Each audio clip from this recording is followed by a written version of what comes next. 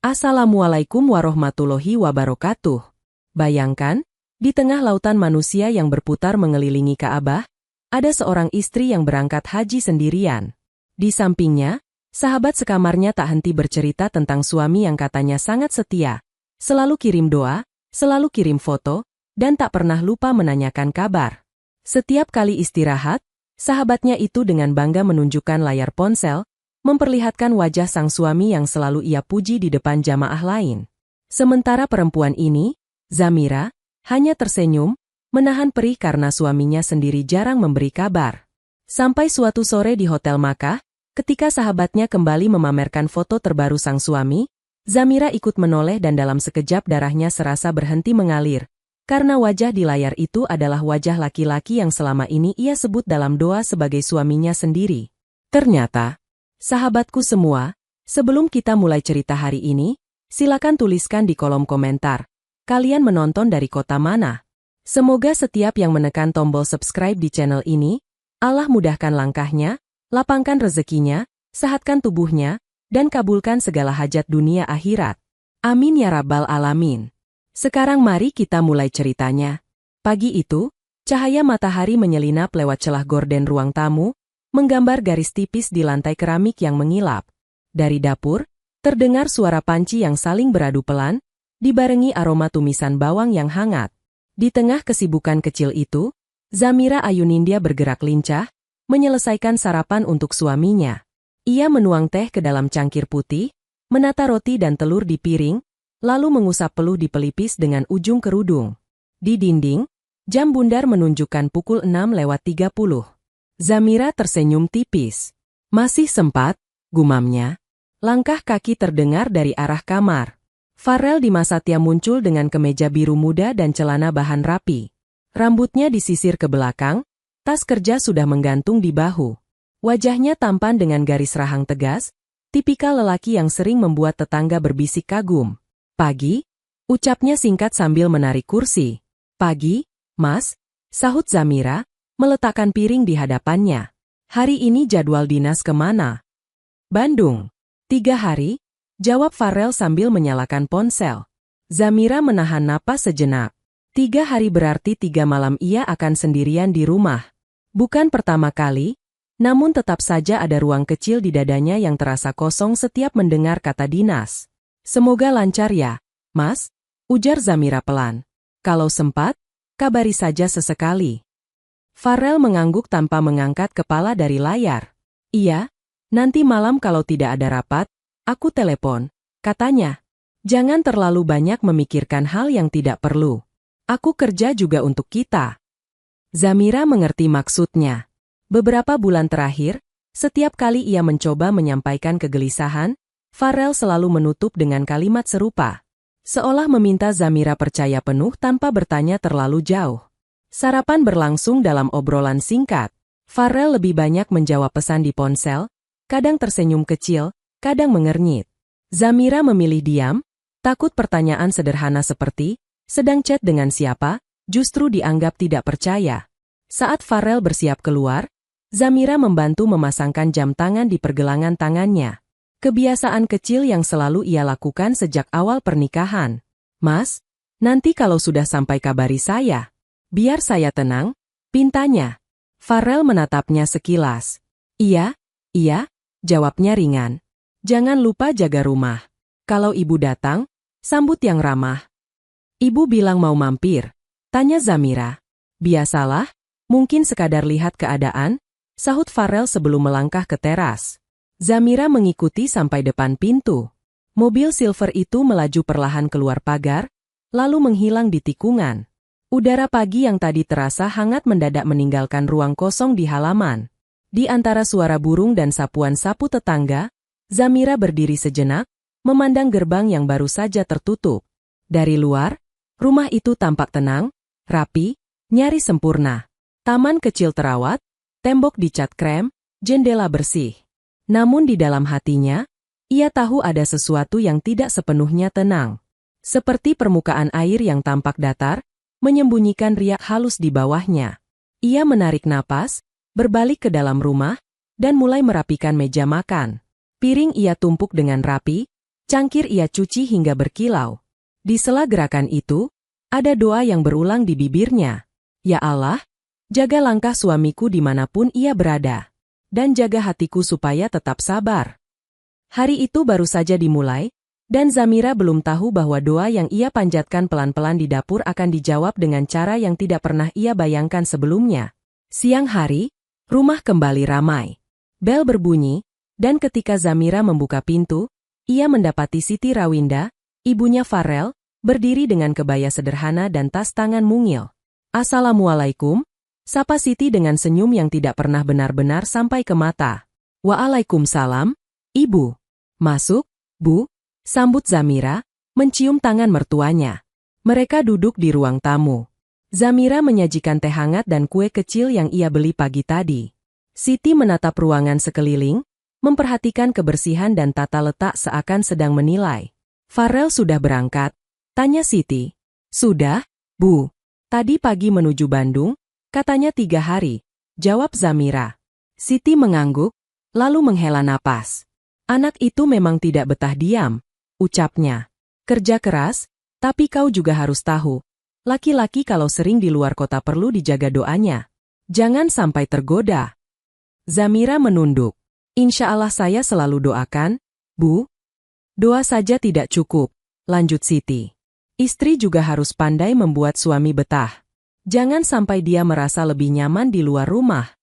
Kalimat itu terdengar biasa di telinga banyak orang, tapi bagi Zamira, ia seperti tuduhan yang dibalut nasihat. Saya berusaha, Bu. Setiap dia pulang, rumah saya siapkan sebaik mungkin, jawabnya pelan. Siti menyeruput teh, memiringkan kepala. Kemarin saya ketemu tetangga di pasar, katanya. Mereka bilang jarang lihat kalian jalan berdua. Katanya Farel sering pergi sendiri. Mereka tanya, apa Zamira tidak bosan di rumah saja? Zamira memutar gelas antara jemari. Kami memang jarang keluar, Bu. Jadwal Mas Farel padat. Kalau saya ikut, takut menambah lelah, ucapnya. Justru itu, potong Siti. Sesekali kau harus ikut. Tunjukkan ke orang bahwa kau istrinya. Jangan sampai ada yang mengira posisi itu lowong. Ada nada aneh di ujung kalimat itu, membuat Zamira menoleh. Maksud ibu? Tanyanya hati-hati. Siti tersenyum tipis. Tidak ada maksud apa-apa.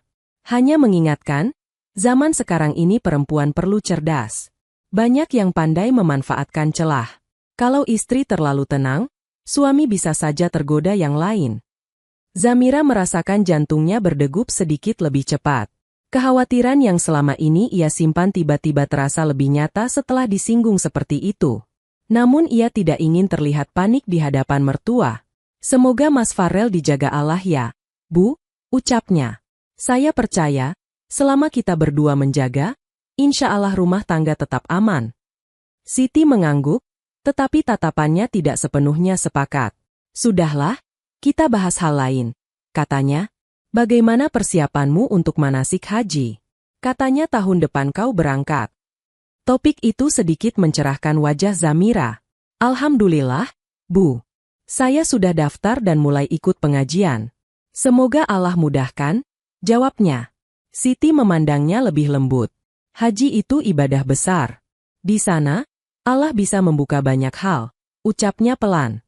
Kebaikan, juga aib yang selama ini tersembunyi. Zamira mengangguk pelan, belum menangkap sepenuhnya berat kalimat terakhir itu. Baginya, haji adalah cita-cita yang ia rajut pelan-pelan melalui tabungan kecil, bukan sesuatu yang akan mengguncang hidupnya. Setelah Siti pulang, Zamira duduk sendirian di ruang tamu. Kata-kata, posisi istri jangan dibiarkan lowong, dan Allah bisa membuka aib, berputar di kepalanya. Ia memejamkan mata, mencoba mengusir bayangan buruk.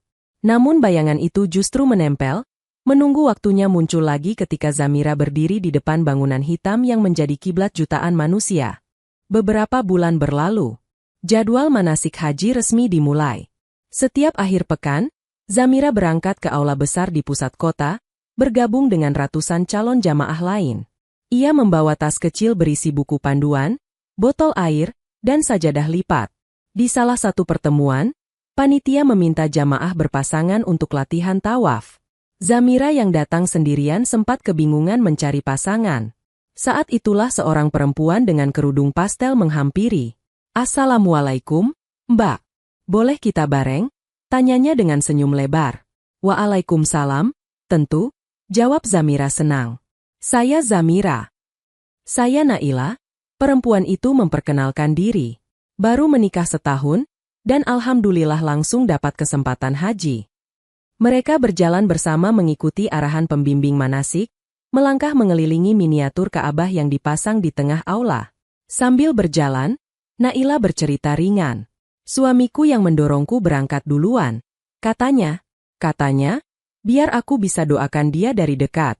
Dia janji, kalau rezeki cukup, tahun depan menyusul." Zamira tersenyum. "Masya Allah, suaminya perhatian sekali," ucapnya tulus.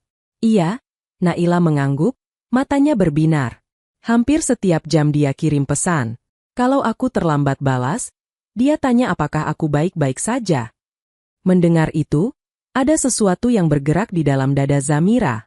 Secara refleks, ia teringat pada ponselnya yang sering sepi saat Farel dinas. Namun ia cepat-cepat menepis perbandingan itu, takut hatinya berubah iri. Di pertemuan berikutnya, panitia membagi kelompok kecil berdasarkan kloter. Kebetulan, Zamira dan Naila berada di rombongan yang sama. "Alhamdulillah, kita bisa terus bareng," kata Naila dengan gembira. Sejak itu, hubungan mereka semakin dekat. Naila sering mengirim pesan di luar jadwal manasik. "Mbak, besok jangan lupa bawa topi ya," katanya latihan di lapangan, tulisnya. Atau, "Aku lagi belanja perlengkapan haji, malah jadi kalap. Mbak sudah siap apa saja?" Zamira merasa kehadiran Naila adalah hadiah kecil sebelum berangkat. Ada teman berbagi cerita, ada seseorang yang membuatnya tidak merasa sendirian di tengah kerumunan jamaah. Suatu hari, setelah sesi manasik berakhir, mereka duduk di kantin masjid sambil menunggu jemputan. Naila mengeluarkan ponselnya, menatap layar dengan senyum yang tidak bisa ia sembunyikan. "Suamiku kirim foto," katanya sambil tertawa kecil. "Aku jadi tidak sabar ingin dia bisa ke tanah suci juga." "Boleh saya lihat?" tanya Zamira. Naila menunjukkan layar. Di sana, terlihat gambar seorang lelaki memakai masker dan topi, berdiri di depan gedung kantor. Mata Zamira hanya menangkap garis rahang dan sedikit bentuk mata, hampir mirip dengan banyak lelaki lain. "Ganteng ya," komentar Zamira, mencoba ikut senang. "Walaupun sering sibuk, dia tidak pernah lupa kabar," ujar Naila bangga. "Setiap mau rapat, dia kirim foto dulu, bilang doakan." Rasanya besar sekali menjadi istri yang dipercaya. Zamira tertawa kecil, menahan sesuatu di tenggorokan. "Alhamdulillah, semoga kalian selalu sakinah," ucapnya.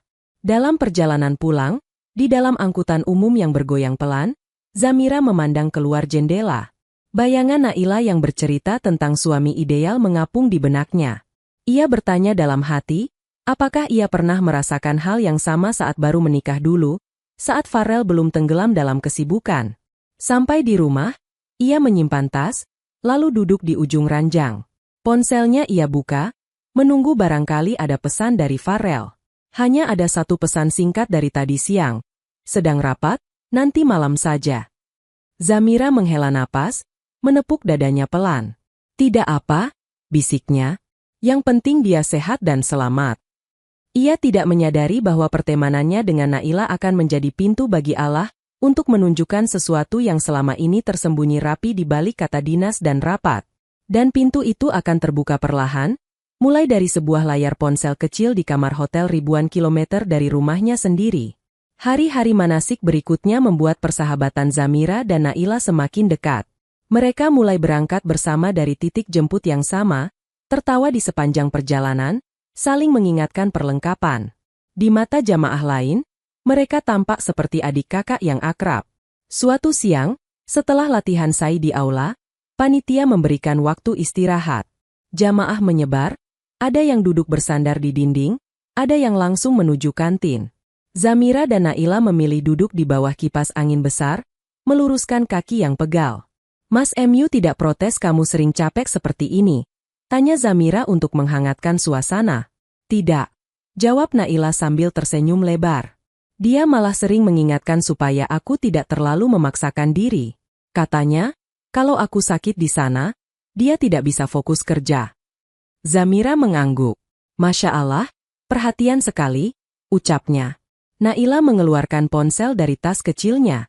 Aku tunjukkan sesuatu ya, katanya antusias. Ini chat tadi pagi. Ia membuka aplikasi pesan dan menggulir layar. Zamira melihat sekilas deretan tulisan yang rapi. Kalimat pembuka dengan salam panjang, disusul doa dan kata-kata sayang. Naila membaca keras beberapa baris. Assalamualaikum istriku yang paling kuat. Jaga kesehatanmu. Kalau capek berhenti dulu. Ibadah jangan dipaksa, Allah tidak ingin kita menyakiti diri sendiri. Lantun Naila menirukan suara suaminya. Zamira tersenyum, tetapi di dalam hatinya ada getaran halus. Kalimat itu mengingatkannya pada pesan Farel di awal-awal pernikahan, ketika ia masih rutin mengirim paragraf doa sebelum berangkat kerja. Sudah lama sekali ia tidak menerima chat sepanjang itu. Mas MU sekarang jarang kirim pesan, tanya Naila tiba-tiba, seolah membaca pikirannya.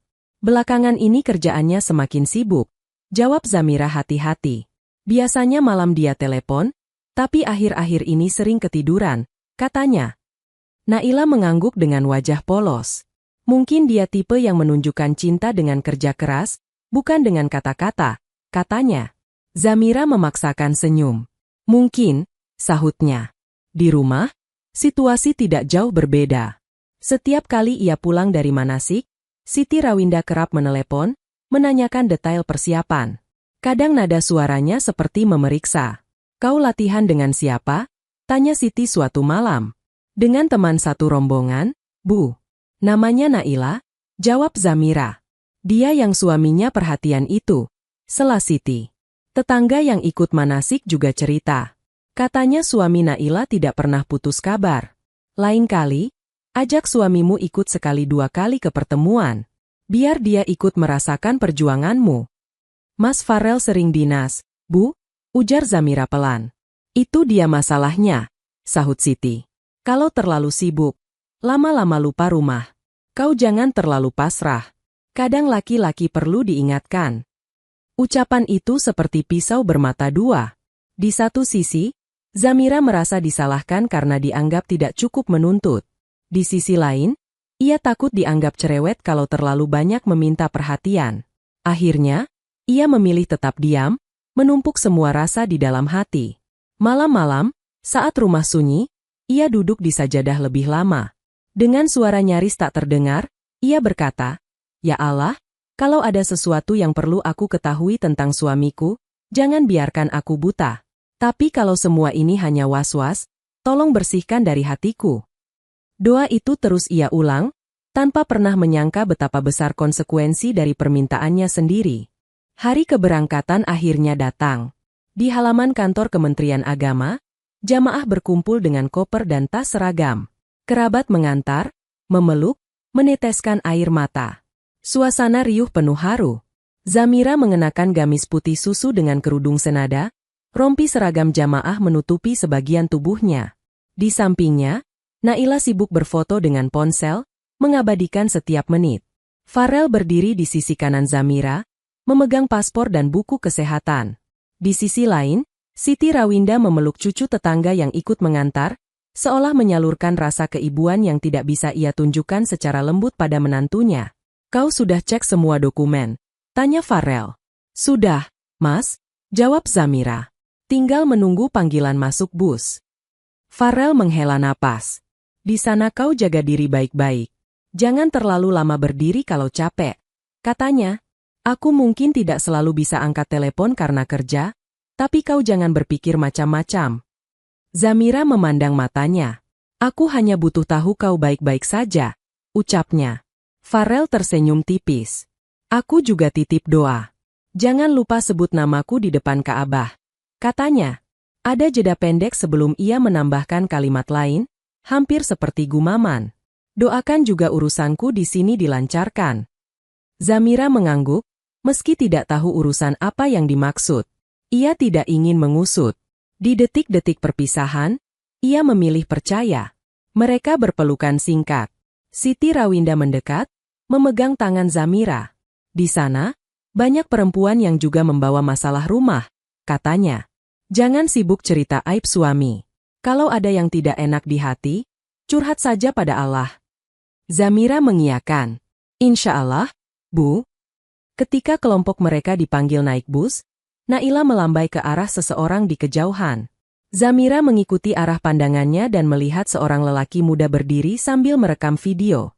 Wajahnya tertutup masker, tetapi matanya tampak hangat. Itu suamiku, bisik Naila. Dia cuti khusus hari ini untuk mengantar. Zamira tersenyum.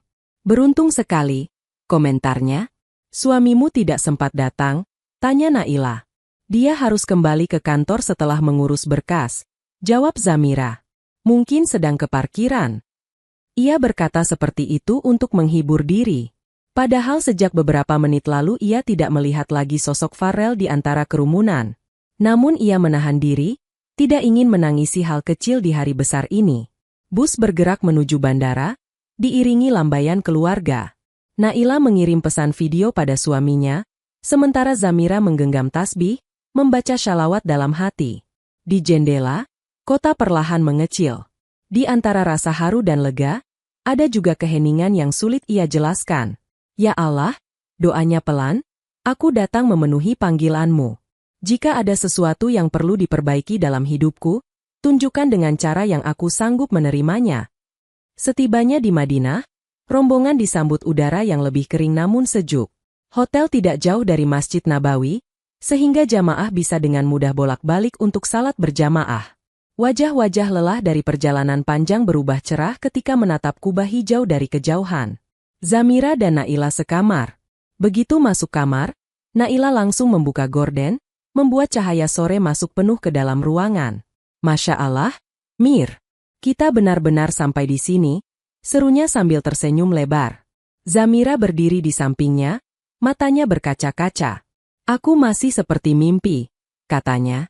Semoga kita bisa memanfaatkan setiap detiknya. Hari-hari pertama terisi dengan salat di Masjid Nabawi, ziarah ke Raudah, dan kajian ringan bersama pembimbing. Naila tidak pernah lepas dari ponsel. Setiap selesai salat, ia mencari sudut yang agak sepi untuk mengirim pesan. Masku kirim foto karpet masjid, katanya sekali waktu, tertawa.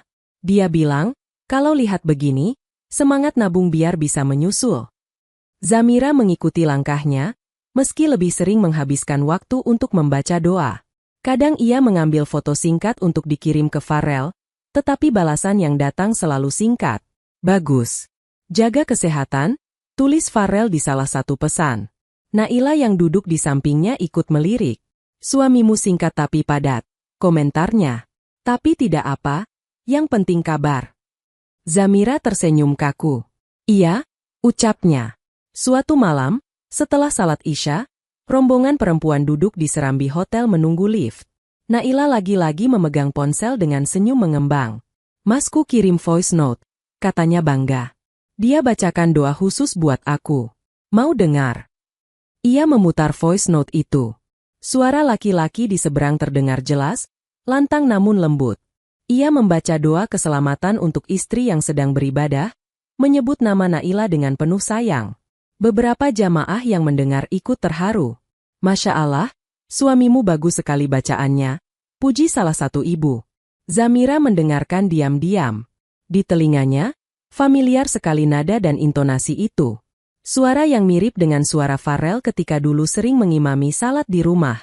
Getaran di hatinya semakin kuat, tetapi ia menepuk dada pelan, mengingatkan diri agar tidak berburuk sangka. Di dunia ini banyak suara yang mirip, batinnya. Jangan langsung menuduh. Namun, malam itu, ketika ia mencoba tidur, suara doa itu berputar ulang di kepala, bercampur dengan kenangan Farel yang perlahan menjauh. Matanya terpejam, tetapi pikirannya terus berjalan, seolah sedang menyiapkan dirinya untuk sesuatu. Jadwal kunjungan ke Raudah selalu menjadi momen yang dinanti. Pembimbing mengingatkan agar jamaah memanfaatkan waktu di sana sebaik mungkin, karena area itu sering disebut sebagai salah satu taman surga. Zamira menyiapkan diri dengan hati-hati, menulis beberapa poin doa di kertas kecil agar tidak lupa di tengah keramaian. Malam itu, mereka mengantri bersama ratusan perempuan lain. Suara takbir, zikir, dan instruksi petugas bercampur menjadi satu. Naila menggenggam tangan Zamira erat. "Kalau kita terpisah, jangan panik ya," katanya. "Yang penting fokus pada doa." Zamira mengangguk. "Kalau kau sudah selesai, tunggu di tiang dekat pintu keluar," balasnya. Saat giliran kloter mereka masuk, arus manusia bergerak lebih cepat. Zamira berusaha menjaga keseimbangan, sesekali terdorong dari belakang.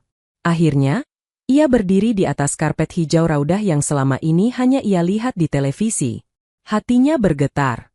Air mata mengalir tanpa bisa ditahan. Di hadapannya, mimbar Nabi berdiri anggun, dikelilingi lampu yang menyala lembut. Ia mengangkat tangan, membawa semua kegelisahan yang selama ini ia simpan di rumah. "Ya Allah," suaranya bergetar dalam hati, "terima kedatanganku yang penuh kekurangan ini. Ampuni dosaku, dosa suamiku, dosa orang tuaku. Jika rumah tanggaku masih Engkau ridai, kuatkan dan perbaiki. Jika di dalamnya ada pengkhianatan yang akan menjauhkan kami dari ridha-Mu, jangan biarkan aku buta. Tunjukkan, walau rasanya akan sangat menyakitkan." Setiap kata terasa berat, seolah ia sedang menandatangani kesediaan untuk menerima apapun. Ia sadar, meminta Allah menunjukkan yang tersembunyi berarti siap menghadapi kemungkinan bahwa jawaban itu tidak sesuai harapannya. Selesai berdoa, ia sujud lama. Di antara ribuan kepala yang menempel di karpet, ia merasa benar-benar sendirian di hadapan Tuhannya. Saat bangun, matanya membengkak, tetapi ada sedikit rasa ringan di dada. Di luar raudah, Zamira mencari Naila. Perempuan itu datang beberapa menit kemudian dengan wajah berseri.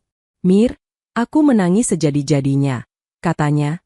"Aku minta Allah jaga suamiku di sana, dan kutitipkan seluruh masa depan kami." Zamira tersenyum samar. "Semoga dikabulkan," ucapnya. Naila merogoh ponsel. "Masku kirim pesan lagi," katanya. Dia bilang sedang bersiap dinas keluar kota. "Tadi sempat video call sebentar saat aku di bus." "Boleh aku lihat sebentar?" tanya Zamira, kali ini dengan keberanian kecil yang baru muncul. "Boleh," jawab Naila, tanpa curiga. "Kau juga harus lihat betapa lucunya dia ketika pura-pura cemberut karena aku lama balas pesan." Naila membuka galeri, menunjukkan beberapa tangkapan layar video call. Di sana, wajah laki-laki itu masih tertutup sebagian, kadang oleh topi, kadang oleh posisi kamera yang sengaja miring. Namun Zamira mulai melihat pola. Gaya tersenyum dari satu sisi, kebiasaan menggoyang bahu saat bercanda, bahkan jam tangan di pergelangan kirinya tampak sangat familiar. "Mir," panggil Naila, "kenapa diam? Apa sinyal di sini kurang bagus?" Zamira tersadar. "Ah, tidak apa," katanya cepat. "Aku hanya terharu melihat kalian saling mendoakan." Naila tertawa kecil. "Suamimu sendiri belum kirim pesan hari ini?" tanyanya. "Belum," jawab Zamira, memandang ponselnya yang sepi. "Mungkin masih sibuk." Malam itu, kembali di kamar hotel, Zamira duduk di tepi ranjang sambil menatap dua ponsel di meja. Ponsel miliknya, dengan pesan singkat dari Farel. Ponsel Naila, yang tadi siang penuh kalimat manis dari suami yang belum pernah ia temui. Ia membuka kembali catatan kecil doanya. Di antara baris-baris tinta, sebuah kalimat ia garis tebal. "Jika ada kebenaran pahit yang harus aku tahu, jadikan tanah suci ini saksi bahwa aku memintanya langsung padamu." Tanpa sadar, ia sedang berdiri di tepian sebuah kebenaran yang sebentar lagi akan menampakkan wajah utuhnya. Sebuah wajah yang ternyata sangat ia kenal. Hari berpindah cepat antara salat, ziarah, dan doa. Waktu di Madinah terasa singkat. Tak lama kemudian, rombongan pun bersiap meninggalkan kota Rasul menuju Makkah untuk melaksanakan umrah wajib. Bus bergerak di malam hari, lampu kota perlahan menghilang tergantikan hamparan gurun yang gelap. Di dalam bus, sebagian jamaah tertidur, sebagian lagi berzikir pelan. Zamira duduk di dekat jendela, tas kecil ihram di pangkuan. Naila di sebelahnya memegang buku panduan sambil sesekali memeriksa ponsel. "Masku baru saja chat," bisik Naila. Katanya, "Saat aku niat umrah, dia juga niatkan salat malam di rumah. Biar kami dapat pahala bersama." Zamira tersenyum tipis. "Alhamdulillah," jawabnya. "Semoga Allah mudahkan." Ia berusaha ikut senang, Meski bagian dalam dirinya semakin sering digelitik rasa aneh setiap kali mendengar cerita tentang suami Naila. Namun malam itu, ia memilih fokus pada niat umrah. Begitu bus sampai di miqat, rombongan berhenti untuk mengambil miqat dan salat, lalu melanjutkan perjalanan ke Makkah. Sesampainya di kota haram, suasana berubah. Lampu-lampu hotel tinggi berderet, mobil lalu lalang, dan di tengah keramaian itu, Ka'bah berdiri anggun, dikelilingi manusia yang bertawaf. Saat pertama kali melihatnya dari lantai atas, Zamira menahan napas. Air matanya mengalir tanpa suara. "Mir, kita benar-benar di sini," kata Naila, ikut menangis. Malam itu, mereka menunaikan umrah dengan khusyuk. Kaki pegal, tubuh lelah, tetapi hati terasa penuh. Zamira mengikuti setiap instruksi pembimbing, mengulang bacaan, mengingat niat yang ia tulis di rumah. Di setiap putaran tawaf, ia menyelipkan satu kalimat yang sama. "Ya Allah, jangan biarkan aku pulang dengan kebohongan." Beberapa hari setelah umrah pertama, jadwal ibadah di Makkah mulai mengalir teratur. Rombongan terbagi. Ada yang memilih memperbanyak tawaf, ada yang memilih mengikuti kajian di tenda-tenda dekat masjid. Zamira dan Naila biasanya jalan berdua, mencari waktu di sela kepadatan. Suatu sore, setelah mereka menunaikan tawaf sunnah menjelang maghrib, keduanya duduk di lobi hotel sambil menunggu lift. Keringat masih mengalir di pelipis, napas belum sepenuhnya stabil. Ponsel Naila bergetar. Ia tersenyum otomatis. "Masku telepon," ujarnya. "Aku angkat sebentar ya." Zamira mengangguk, menyibukkan diri dengan membalas pesan singkat dari beberapa saudara di tanah air. Ia tidak terlalu memperhatikan percakapan Naila, hanya sesekali mendengar tawa kecil dan panggilan sayang yang mengalir lancar. 5 menit kemudian, Naila menutup telepon dengan wajah berbinar. "Mir, Masku kirim foto baru," ucapnya. Katanya, "biar aku tidak kangen." Ia membuka aplikasi pesan. Sebuah foto masuk, resolusi tinggi, cahaya terang. Naila memutar layar ke arah Zamira. Seperti biasa, tanpa curiga. "Bagus tidak?" tanya Naila bangga. Zamira menoleh sekilas, lalu pandangannya membeku. Ponsel di tangan Naila seolah melebar, memenuhi seluruh ruang pandang. Di layar, terlihat seorang laki-laki berjas rapi, berdiri di depan latar belakang polos, menatap kamera dengan senyum tipis. Tidak ada masker. Tidak ada sudut miring. Wajah itu adalah wajah yang setiap hari ia lihat di meja makan, yang pernah ia temani meniti karir, yang ia sebut berkali-kali dalam doa. Wajah Farel Dimasatya, suaminya. Dada Zamira serasa dihantam sesuatu yang keras. Ujung jari tangannya dingin, napas tiba-tiba pendek. Ia memegang sandaran kursi agar tidak kehilangan keseimbangan. "Mir, kau kenapa?" Suara Naila terdengar jauh. "Kau bilang ini suamimu?" Zamira berusaha memastikan, suara seraknya hampir tak keluar. Naila tertawa, tidak menyadari apa yang terjadi di hati temannya. "Iya, ini suami aku, Raka," jawabnya. "Aku tidak pernah tunjukkan mukanya jelas karena malu dipuji orang. Tapi tadi dia yang minta. Katanya aku harus bangga punya suami seperti dia." Nama itu menampar telinga Zamira. "Raka?" ulangnya dalam hati. Ia tahu Farel punya nama panggilan lain saat dulu kuliah di luar kota, tapi ia jarang mendengar orang memanggilnya begitu lagi. Hanya beberapa teman lama yang masih menggunakan nama itu. Zamira menelan ludah. "Boleh? Aku lihat lebih dekat," pintanya. "Boleh dong," sahut Naila, menyerahkan ponsel sepenuhnya. Zamira menggenggam ponsel itu dengan tangan gemetar. Ia memperbesar gambar, melihat setiap detail. Tahi lalat kecil di dekat dagu, lekuk alis yang ia kenal, jam tangan yang pernah ia belikan saat ulang tahun kedua pernikahan. Tidak mungkin salah. Dunia di sekelilingnya mendadak menjadi suara gemuruh tanpa bentuk. Jamaah berlalu lalang, pegawai hotel lewat membawa troli, tapi semua terasa kabur. Hanya wajah di layar itu yang terlihat jelas. "Mir, kau pucat." Naila panik. "Kau pusing, ya? Dari tadi kita berdiri." Zamira mengembalikan ponsel perlahan. Aku hanya agak lelah," katanya, memaksa senyum yang tidak sampai ke mata. "Mungkin perlu istirahat." Naila mengangguk cepat. "Ya sudah, kita ke kamar. Nanti malam kalau kau sudah segar, kita turun lagi untuk Isya di masjid. Mereka berjalan menuju lift. Langkah Zamira terasa berat, seolah menyusuri lorong panjang yang tak berujung. Di dalam lift, ia menunduk, menyembunyikan mata yang mulai berkaca-kaca. Naila sibuk membalas pesan suaminya, tidak menyadari gejolak di sebelahnya. Begitu sampai di kamar, Zamira langsung menuju kamar mandi, menutup pintu, dan bersandar pada dinding dingin. Air mata yang sejak tadi ia tahan akhirnya jatuh deras. Ia menutup mulut dengan tangan, takut suara tangisnya terdengar. "Ya Allah," bisiknya, "jadi ini jawabanmu." Malam itu, setelah Isya, Zamira memutuskan pergi ke Ka'bah sendirian. Naila memilih istirahat di kamar karena kepalanya pusing.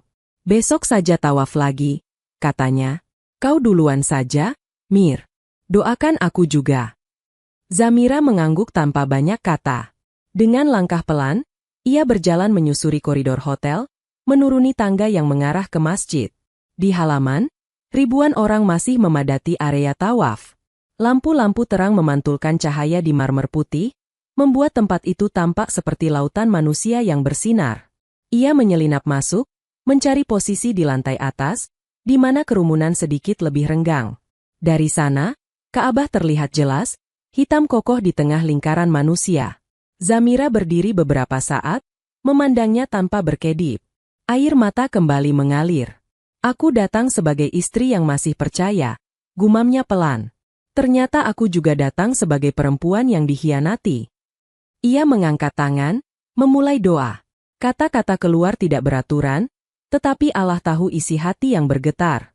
Ia menceritakan semuanya. Foto di lobi hotel, suara doa yang mirip, perjalanan dinas yang tiba-tiba sering, dan semua kecurigaan yang selama ini ia tekan. "Jika aku salah paham, luruskan," pintanya. "Jika benar suamiku menduakan, berilah aku kekuatan untuk menghadapi dengan cara yang engkau ridhai. Jangan biarkan aku membalas dengan kejahatan, tapi jangan juga biarkan aku terus dipermainkan." Setelah berdoa, ia duduk bersandar pada tiang, memandang orang-orang yang tawaf dengan langkah mantap. Ada keluarga muda, ada orang tua yang berjalan pelan dengan bantuan tongkat, ada perempuan yang menuntun ibunya. Di tengah mereka, Zamira merasa sangat kecil. Namun untuk pertama kalinya ia juga merasa dilihat. Bukan oleh suami, bukan oleh mertua, tetapi oleh Allah yang mengatur pertemuannya dengan Naila sejak manasik. Beberapa jam kemudian, ketika jamaah mulai berkurang, ia kembali ke hotel. Nafasnya terasa lebih teratur, tetapi pikirannya belum tenang. Ia tahu, setelah ini ia tidak bisa hanya memendam. Kebenaran di layar ponsel tadi bukan sesuatu yang boleh diabaikan. Di kamar, lampu sudah dipadamkan. Naila tertidur dengan wajah tenang, ponsel tergeletak di samping bantal. Zamira memandang sahabat barunya itu lama. Hatinya perih membayangkan bahwa perempuan yang tidur pulas di sampingnya itu mungkin juga korban kebohongan laki-laki yang sama. Bagaimana aku harus memberitahunya? Batinnya. Haruskah di sini? Atau menunggu sampai pulang? Ia mengambil ponselnya sendiri, membuka aplikasi pesan, dan menghubungi sepupunya di tanah air, Mera Salwinda. Maaf ganggu tengah malam," tulisnya. "Aku butuh bantuanmu. Tolong cari tahu, apakah Farel sekarang memakai nama lain, dan apakah dia pernah mendaftarkan pernikahan di kota lain?" Beberapa menit kemudian, pesan balasan datang. "Ada apa, Kak?" tanya Mera. Kok pertanyaannya berat sekali. Zamira menatap layar lama sebelum menjawab. "Aku jelaskan setelah kau punya data," tulisnya. "Yang jelas, aku butuh kebenaran, apapun rasanya." Malam itu, ia tidur dengan mata bengkak. Di antara lelap dan sadar, ia bermimpi melihat Ka'bah dari dekat, dan dari balik kain hitamnya, sebuah pintu terbuka, memperlihatkan cahaya yang menyilaukan. Ia belum mengerti artinya, tapi ia yakin satu hal. Sejak foto di lobi hotel itu, hidupnya tidak akan lagi sama. Hari-hari berikutnya, Zamira menjalani ibadah dengan perasaan campur aduk. Di satu sisi, ia tidak ingin kehilangan kehusyukan haji. Di sisi lain, ia menunggu kabar dari Mera dengan jantung berdebar setiap kali ponsel bergetar. Naila masih sama cerianya. Ia terus bercerita tentang suaminya, yang katanya tengah menyiapkan bisnis baru. Katanya, kalau usahanya jadi, Tahun depan kami mau umrah bareng, ujarnya suatu pagi. Aku sudah bayangkan dia menggandengku di lantai tawaf. Zamira mengangguk, menyimpan luka di balik senyum. Ia belum sanggup mengucap kebenaran. Di sela-sela jadwal ke Armina, ia hanya bisa mengulang doa yang sama. Ya Allah, lindungi Naila dari sakit yang tidak siap ia terima. Menjelang puncak haji, ketika mereka bersiap menuju Arafah, pesan panjang dari Mera akhirnya datang. Kak, aku sudah cek, tulis Mera. Di catatan sipil kota lain, ada pernikahan tercatat atas nama Farel di Masatya, tapi dia pakai nama panggilan Raka untuk sehari-hari. Tanggal nikahnya sekitar 8 bulan lalu. Nama istrinya Naila Arindia. Aku juga dapat salinan buku nikahnya dari teman yang kerja di kantor agama. Maaf, Kak. Semua mengarah ke suamimu. Zamira menutup mulut, menahan isak. Rasanya seperti disodori pisau yang sebelumnya hanya ia lihat dari jauh, kini menempel di kulit. Ia duduk di pojok tenda, menunduk dalam. Jadi benar, bisiknya, bukan hanya rasa curiga. Malam itu, sebelum tidur, ia memutuskan sesuatu. Ia tidak ingin Naila pulang ke tanah air dalam keadaan tetap tertipu. Kalaupun kebenaran ini pahit, biarlah mereka merasakannya bersama, bukan dalam saling menyalahkan. Keesokan harinya, setelah rangkaian wukuf dan mabit, ketika jamaah beristirahat, Zamira menghampiri Naila yang sedang sendiri di sudut tenda, memandangi foto suaminya. Naila, panggilnya pelan, boleh kita bicara berdua? Naila mengangguk, menunjukkan tempat duduk kosong di sampingnya. Tentu, Mir. Ada apa? Kau terlihat sangat serius. Zamira menarik napas panjang. Aku minta maaf kalau pembicaraan ini akan mengganggumu, ujarnya. Tapi aku tidak sanggup pulang dengan membawa rahasia di antara kita. Ia mengeluarkan ponsel, membuka folder foto pernikahannya. Di sana, ada gambar ia dan Farel berdiri di pelaminan sederhana. Wajah Farel terlihat jelas, tersenyum ke arah kamera. Naila, ini suamiku, kata Zamira, suaranya bergetar. Namanya Farel di Masatya. Naila menatap layar, kemudian menatap Zamira, lalu kembali ke layar. Keningnya berkerut. Mir, ini mirip sekali dengan suamiku, katanya. Tapi suamiku tidak pernah bilang sudah menikah. Namanya Raka Setiabudi. Zamira menelan ludah. Mera sepupuku mengecek di catatan sipil. Jelasnya perlahan. Nama lengkapnya tetap Farel di Masatya. Raka itu hanya nama panggilan. Di buku nikahmu, mungkin ia menulis sebagian nama saja. Wajah Naila memucat. Tangan yang memegang ponsel bergetar. Tidak mungkin, bisiknya. Tidak mungkin. Zamira mengeluarkan satu foto lagi, salinan buku nikah yang dikirim Mera. Di sana tertulis jelas, Farel di Masatya, menikah dengan Naila Arindia, 8 bulan yang lalu. Ini salinan dokumen dari kantor agama. Lanjutnya. Aku tahu ini berat. Tapi aku tidak ingin kau terus memuji seseorang yang menipu kita berdua. Naila menatap dokumen itu lama, seakan berharap huruf-hurufnya berubah bentuk. Namun tulisan tetap sama. Air mata mulai jatuh, satu persatu, lalu berubah menjadi tangis pecah. Kenapa? Serunya pelan. Kenapa dia lakukan ini pada kita? Zamira merangkul bahunya. Kita sama-sama korban, ujarnya lirih. Kau tidak tahu dia sudah menikah. Aku pun tidak tahu dia menikah lagi. Jangan salahkan dirimu. Beberapa jamaah yang sedang istirahat menoleh, tetapi sengaja memalingkan pandang, menghargai ruang pribadi mereka. Di tengah tenda yang menjadi saksi jutaan doa dari jamaah sepanjang tahun, dua perempuan itu saling berpelukan, menangis untuk suami yang sama. Setelah kita pulang, kata Zamira akhirnya, setelah tangis mereda, aku ingin menghadapinya dengan keluarga dan ustaz sebagai saksi. Aku tidak ingin bertengkar, hanya ingin kejelasan. Jika kau mau, datanglah juga. Kita bersama-sama. Naila mengangguk, mata bengkak. Aku akan datang, jawabnya. Aku tidak tahu apakah aku masih sanggup mempertahankannya. Tapi aku ingin dia melihat wajah orang-orang yang ia sakiti. Di malam Armina, ketika jamaah bersiap melempar jumrah, Zamira dan Naila berdiri bersebelahan di tengah lautan manusia. Setiap batu kecil yang mereka lemparkan, Mereka niatkan sebagai simbol melemparkan rasa takut dan kebohongan. Mereka tidak tahu masa depan seperti apa yang menunggu, tetapi satu hal sudah pasti. Mereka tidak lagi berjalan sendiri. Perjalanan pulang ke tanah air diwarnai keheningan yang berbeda. Di pesawat, Zamira dan Naila lebih banyak diam, tenggelam dalam pikiran masing-masing. Sesekali mereka saling menggenggam tangan, menguatkan tanpa kata. Sesampainya di bandara, keluarga dan tetangga sudah menunggu. Siti Rawinda memeluk Zamira erat, mencium pipinya berulang-ulang. "Alhamdulillah, kau kembali dengan selamat," ucapnya. "Lihat, wajahmu bersinar." Zamira tersenyum tipis. "Alhamdulillah, Bu," sahutnya. Di belakang mertua, Farel berdiri dengan senyum yang tampak hati-hati. Matanya mencari mata Zamira, namun perempuan itu tidak lagi menatapnya seperti dulu. Di sisi lain, keluarga Naila juga datang. Seorang lelaki yang sama dengan di foto berdiri memegang buket bunga, menghampiri Naila dengan wajah penuh wibawa. "Istriku sudah kembali," katanya lantang. "Semoga hajimu mabrur." Zamira melihat adegan itu dari kejauhan. Hatinya perih, tetapi sekaligus mantap.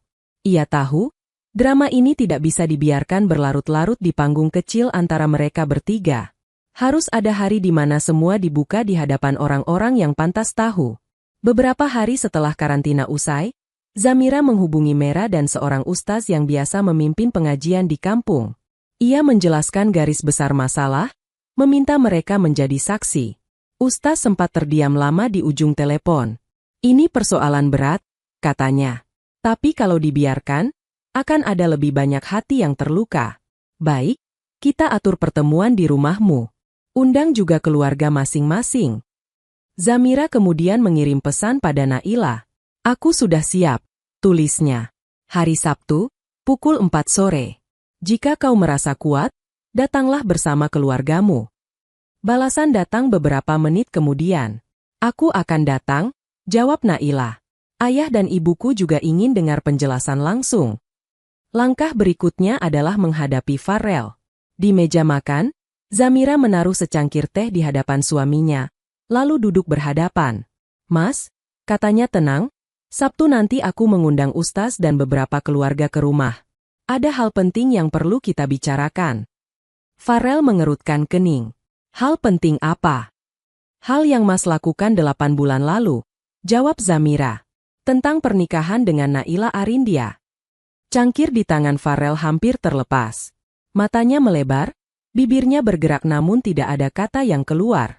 Butuh beberapa detik sebelum ia menemukan suaranya. Dari mana kau tahu?" gagapnya. "Dari Allah," jawab Zamira pelan. "Lewat pertemuan yang tidak kebetulan di Tanah Suci." Farel menutup wajah dengan kedua telapak tangan. "Aku bisa jelaskan," katanya tergesa. "Ada alasan kenapa aku melakukan itu." "Silakan jelaskan nanti," potong Zamira lembut namun tegas. "Bukan hanya padaku, tapi juga pada keluarga kita, keluarga Naila, dan Ustaz." Farel menatap istrinya lama. Untuk pertama kalinya, ia melihat Zamira bukan sebagai perempuan yang mudah digoyang dengan kata sabar. Ada ketenangan baru di matanya, ketegasan yang lahir dari perjalanan panjang di depan Ka'bah. Ia tidak menjawab lagi, hanya mengangguk pelan, seolah tahu bahwa hari Sabtu nanti akan menjadi hari di mana semua topengnya terbuka. Sabtu sore, rumah Zamira dipenuhi wajah-wajah tegang. Di ruang tamu, kursi disusun melingkar. Di satu sisi duduk Zamira bersama orang tuanya yang datang dari kampung dan sepupunya, Mera. Di sisi lain, Naila duduk diapit ayah ibunya. Siti Rawinda berada di samping Farel, yang wajahnya tampak pucat.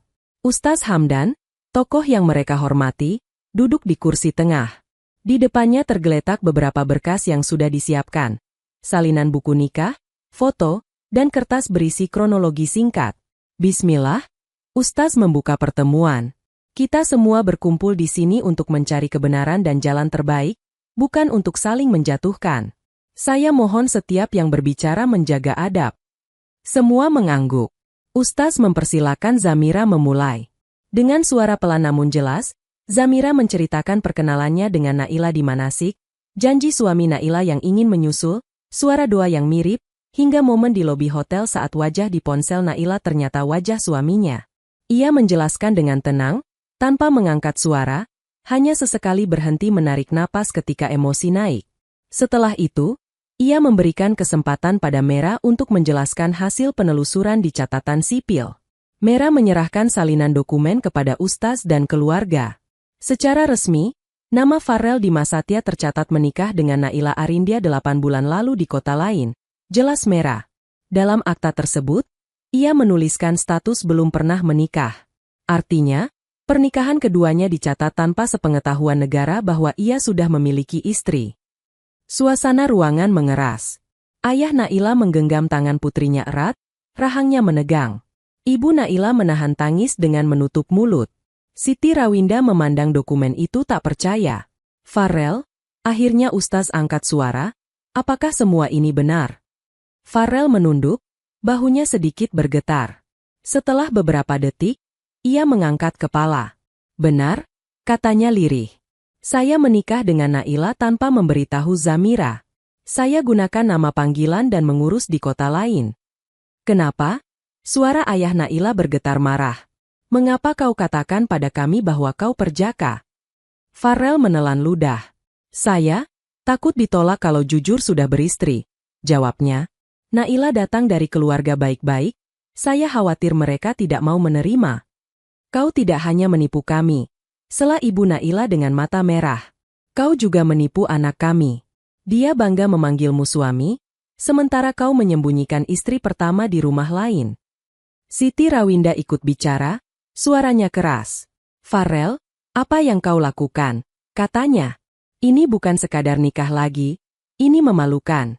Kau menjatuhkan nama keluarga. Ustaz mengangkat tangan, menenangkan. Tenang, Bu, katanya. Sekarang bukan waktunya saling teriak. Ia menatap Farel lekat-lekat. Kau sadar? Dosamu bukan hanya menikah lagi tanpa izin istri pertama. Kau juga berdusta di depan lembaga resmi. Farel mengangguk, air mata mulai menetes. Saya menyesal, ucapnya. Saya hanya terjebak. Saya merasa Zamira terlalu tenang, saya ingin merasakan perhatian baru. Lalu saya bertemu Naila di sebuah acara kantor. Semula hanya teman, akhirnya saya tergoda. Kata-kata itu membuat dada Zamira perih. Jadi ketenanganku membuatmu mencari pelarian, pikirnya. Namun ia memilih tidak memotong. Aku tahu ini tidak pantas, lanjut Farel. Tapi setelah berjalan, aku takut mengaku. Aku rencanakan nanti pelan-pelan, tapi ternyata Allah lebih dulu membukanya. Ustaz menghela napas panjang. Allah tidak pernah zalim, katanya. Dia membuka karena sudah terlalu banyak hati yang terancam hancur. Ia menoleh kepada Zamira dan Naila. Kalian berdua adalah korban dari keputusan egois ini, ujarnya. Sekarang, kita perlu mendengar apa yang kalian inginkan. Naila mengusap air mata, menatap suami yang baru ia kenal kurang dari setahun itu. Aku tidak bisa langsung memaafkan, katanya. Di rumah, aku selalu membanggakanmu. Ternyata sebagian cerita kita dibangun di atas kebohongan. Aku butuh waktu untuk memutuskan. Yang jelas, aku tidak mau dipertahankan hanya sebagai pelengkap. Zamira menarik napas. Saya sudah memikirkan ini sejak di Tanah Suci, ucapnya. Saya tidak ingin hidup dengan suami yang memilih mencari perhatian baru saat merasa saya terlalu tenang. Saya memilih bercerai. Ruangan sunyi. Siti Rawinda menatap Zamira dengan campuran marah dan sedih. Kau yakin? Tanyanya. Sangat yakin, Bu, jawab Zamira mantap. Saya lebih takut menjadi istri yang terus memaafkan tanpa batas hingga lupa menghargai diri sendiri. Ustaz mengangguk pelan. Keputusanmu berat tapi jelas, katanya. Dalam agama, istri boleh meminta cerai jika merasa tidak aman lahir batin. Apalagi jika terjadi pengkhianatan seperti ini. Ia menatap Farel sekali lagi. Tugasmu sekarang adalah bertanggung jawab. Penuhi hak-hak Zamira, jangan berusaha berkelit. Untuk Naila, beri ia ruang untuk memilih, jangan menekannya dengan janji manis baru. Farel mengangguk, air mata menetes makin deras. Zamira, maafkan aku, katanya terisak. Kau tidak layak diperlakukan seperti ini. Zamira menatapnya, kali ini dengan ketenangan yang membuat semua orang ikut diam. Aku memaafkanmu sebagai sesama hamba Allah, ucapnya. Tapi aku tetap memilih pergi sebagai istrimu. Maafku bukan berarti aku harus tinggal. Beberapa bulan setelah pertemuan itu, proses perceraian resmi Zamira dan Farel selesai. Hakim memutuskan pembagian harta sesuai kesepakatan. Rumah utama tetap menjadi milik Zamira, sebagian tabungan diserahkan pada Farel, dan beberapa aset lainnya dibagi adil. Farel juga diwajibkan memberikan nafkah idah dan mut'ah sebagai bentuk tanggung jawab. Hari terakhir di pengadilan, setelah putusan dibacakan, Farel menghampiri Zamira di lorong. "Terima kasih karena tidak menjatuhkanku habis-habisan," katanya pelan. "Kau masih memberi bagian yang layak." Zamira tersenyum kecil. "Yang terjadi sudah cukup membuat nama kita jatuh," jawabnya. "Tidak perlu aku tambahi dengan kebencian. Semoga kau benar-benar belajar dari semua ini." Mereka berjabat tangan singkat, lalu berjalan ke arah yang berbeda. Bab itu selesai, meski bekasnya tidak akan pernah benar-benar hilang. Naila sendiri memilih kembali ke rumah orang tuanya untuk sementara. Ia belum mengambil keputusan pasti. Ustaz menyarankan agar ia menenangkan hati terlebih dahulu, memperbanyak istiharah. Dalam beberapa kesempatan, ia dan Zamira masih saling berkabar. "Aku tidak tahu apakah mampu bertahan sebagai istri kedua," tulis Naila suatu hari. "Tapi apapun keputusan akhirnya, aku tidak akan lagi hidup dalam kebohongan." Zamira membalas, "Apapun yang kau pilih, pastikan itu membuatmu lebih dekat pada Allah, bukan pada penyesalan." Di rumahnya, Zamira mulai menata hidup baru. Ia mengecat dinding ruang tamu dengan warna yang lebih lembut, mengganti posisi perabot, seolah menghapus jejak masa lalu. Di salah satu kamar, ia membuat ruang kecil untuk belajar dan mengajar. Di sana, ia memasang rak buku, meja, dan papan tulis sederhana. Atas saran Ustaz Hamdan, Zamira mulai membuka kelas kecil bagi ibu-ibu di kampungnya. Tema pertama yang ia angkat bukan tentang kepahitan pengkhianatan, melainkan tentang literasi hati dan literasi hak. "Seringkali kita diajari untuk sabar," katanya dalam pertemuan pertama. "Sabar itu mulia, tapi sabar bukan berarti membiarkan diri diinjak. Kita perlu tahu hak kita sebagai istri, bukan untuk melawan suami, tapi untuk menjaga diri agar tidak mudah ditipu." Ia bercerita tentang pentingnya memahami dokumen pernikahan, mencatat harta bersama, dan tidak malu bertanya ketika merasa ada yang ganjil. Ia tidak menyebut nama Farel atau Naila, tetapi beberapa perempuan yang hadir bisa menebak bahwa Zamira berbicara dari pengalaman nyata. Di sela aktivitas itu, Zamira juga mengurus usaha kecil menjual kurma dan oleh-oleh haji yang ia bawa. Pesanan datang dari tetangga dan teman-teman pengajian. Rezeki terasa cukup, meski tidak berlimpah. Yang terpenting, ia merasakan kedamaian yang dulu jarang ia temukan. Suatu sore, saat matahari mulai condong, Zamira duduk di teras rumah dengan secangkir teh hangat. Angin membawa aroma tanah basah setelah hujan. Ia membuka buku catatan kecil yang dulu ia bawa ke Raudah. Di halaman terakhir, ia menulis kalimat baru. "Allah menjawab doaku bukan dengan membuat suamiku berubah, tapi dengan membuka kebohongan yang selama ini kusangka hanya kecemasan." Jawaban itu memang menyakitkan, tapi dari situlah aku belajar menghargai diriku. Ia menutup buku, menatap langit yang mulai berwarna jingga. Di kejauhan, terdengar suara anak-anak mengaji dari musyalah. Hatinya terisi syukur yang tenang. "Ya Allah," bisiknya, "dulu aku memohon rumah tangga yang sakinah, tapi ternyata jalan menuju sakinah justru Engkau buka dengan memisahkanku dari orang yang tidak jujur. Aku menerima takdirmu. Jadikan aku perempuan yang tidak pahit, tapi penuh pelajaran." Di ponselnya, pesan baru masuk dari Naila. "Mir, doakan aku. Aku memutuskan menggugat cerai. Aku tidak sanggup hidup sebagai istri yang selalu bertanya, sedang ia pernah membohongiku dari awal." Zamira tersenyum kecil, lalu menjawab, "Aku doakan. Kita sama-sama berangkat haji sebagai istri yang terluka, dan pulang sebagai perempuan yang menemukan keberanian. Semoga Allah balas dengan jodoh dan rezeki yang lebih baik." Senja turun perlahan. Di dalam rumah, dinding yang dulu menjadi saksi tangisan kini menjadi tempat anak-anak tetangga belajar mengaji dan berhitung. Zamira berjalan masuk, menyambut mereka dengan senyum. Tamparan paling keras dalam hidupnya bukan datang dari tangan, melainkan dari kebenaran yang menelanjangi semua kebohongan. Namun dari tamparan itulah ia bangkit, bukan sebagai korban yang terus menangis, tetapi sebagai perempuan yang memilih berdiri, memeluk luka, lalu melangkah maju dengan kepala tegak. Dan setiap kali ia mendengar kabar tentang orang yang mengeluh dikhianati, ia selalu berkata, barangkali ini cara Allah menunjukkan bahwa engkau layak mendapatkan sesuatu yang lebih jujur.